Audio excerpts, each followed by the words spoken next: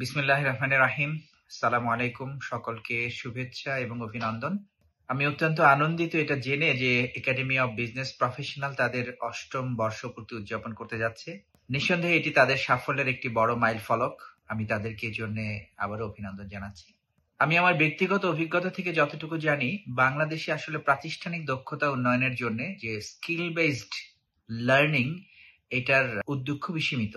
ব্যক্তিগত পর্যায়ে কেউ হয়তো কোনো বিশেষায়িত প্রশিক্ষণ দিচ্ছেন, কিন্তু আমাদের রিকোয়ার্ড স্কিল গুলোকে অ্যাকুমুলেট করা এবং এটার জন্য একটি সমন্বিত উদ্যোগ নিয়ে একটি দক্ষ জনশক্তি গড়ে তোলার বা দক্ষ পেশাদার বাহিনী গড়ে তোলার যে কাজ, সেই কাজটি আসলে একাডেমি অফ বিজনেস প্রফেশনাল করছে বলে আমার ধারণা।